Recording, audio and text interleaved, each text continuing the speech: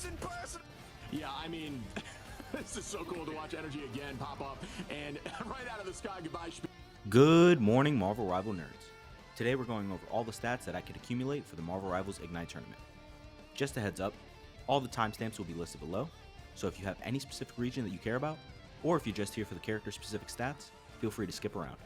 Before we get started, please don't forget to like, comment, and subscribe for more Rivals content, and provide any feedback that you think will be useful moving forward. After 5 long weeks of grueling group stage matches and hard-fought playoff series, we finally have our 12 contending teams for the Marvel Rivals Ignite Grand Final. Representing America, we have our champions, 100 Thieves, that went 8-0 in matches, 22-8 in games. Team Envy, who had an 8-4 record with a 25-14 gaming record. FlyQuest, who went 6-2 and played the least amount of games of our qualifiers, going 17-8. And finally, Dark Zero, with a 6-4 record and a 16-15 game record. These 4 teams qualified for the LAN tournament in Atlanta. The American bracket was a lot of fun, filled with storylines and budding rivalries. Tara led 100 Thieves with one spectacular performance after another, mainly playing Bucky and Phoenix, because everyone was scared to give him access to the Human Torch. FlyQuest, on the other hand, cruised right through most of the tournament until the very end. This team is solid top to bottom, has Spark Chief, one of my favorite Hulk players, and a young all-star in Energy, who has a wide hero pool and even went crazy on Spider-Man. But after watching hours and hours of gameplay, Vess is an undeniable force. This is a team to watch out for in the Grand Final. On to the crazy competitive EMEA region. We have the champions, Virtus Pro, with an 8-2 record and a 25-13 match record. They were able to edge out Citadel Gaming, who also had an 8-2 record, and a 24-10 match record.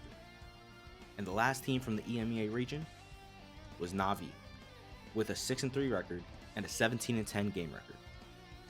And before getting into it, let's not discount the explosive showing from the 4th place team, Chalk. I watched their rise all the way through the MRC, and they deserve so much love for the challenge they gave the top 3 EMEA representatives. Now on to those representatives, starting with the core of the reigning champs, Na'Vi. This team brought back 5 out of the 6 main players from the Team Rad that won the mid-season finals. However, the loss of Melio was definitely felt. The new additions Jerky and Crisis did really well filling every role throughout the tournament, but it just wasn't the same in my opinion. However, they still have Trust Me, who is my pick for the best Venom in the pros, while Level 1 Crook and Fate are insane playmakers from the strategist role. Now these reigning champs finished 3rd because the top teams in EMEA are that great. Citadel Gaming would be my pick for Grand Champion, as the current meta really benefits their playstyle. They did really well in the mid-season final, and you couldn't ask for a better addition than one of the champions himself, Melio. Finally, the winner of the bracket, Virtus Pro. They have the reputation and the synergistic playstyle that can trump almost any team. They're definitely a force to be reckoned with, and it's going to be a brawl going through the Grand Finals group stages. As a Vanguard main myself, I could and should make a whole video just on the Virtus Pro tank line. Shout out to Nevix and Finzi for doing a fantastic job all tournament long. From this point on, I do not have actual experience watching the Asia, China, or Oceanic regions, but I would still like to report their records and say I look forward to seeing them and what they can do in Atlanta. From Asia, we have Crazy Raccoons with a 10-1 record and a 28-10 game record. This team made a huge comeback after losing early on to Gen G, the mid-season final representative for Asia, and winning convincingly in the rematch. Team Reject took 2nd place with a 7-2 record and a 21-10 game record. They were smooth sailing all the way to the finals, winning every match 3-1, and they lost a very close final to Crazy Raccoon, going all the way to Game 7 of that series. China is bringing the mid-season final representative, OUG, who had a 9-0 record and a 23-1 game record. An absolutely dominant display, only dropping 1 game.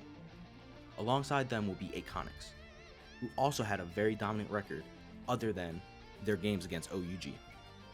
They had an 8-2 record and a 20-10 game record. Finally, Oceania brings the only team that was completely undefeated. Chopper Mag had a 6-0 record and a 16-0 game record. All of these teams will be grouped up in 2 groups of 6, where each team will play one another once in a best of 3 to determine the top 4 for each group. From there, the 8 teams will proceed to a double elimination playoff and crown the grand champion of the Marvel Rivals Ignite tournament. The Grand Finals group stages will start on Monday, October 27th and go through October 29th. From there, the playoff bracket will start on October 31st and go through November 2nd. Make sure you're locked in for all the great games, and I wish luck to all the teams. Now, onto what most people came here to see, the MRI character breakdown. I won't be able to cover all the heroes, so if you're interested in the specific pick rates and ban rates of any character, all the stats will be provided in the description.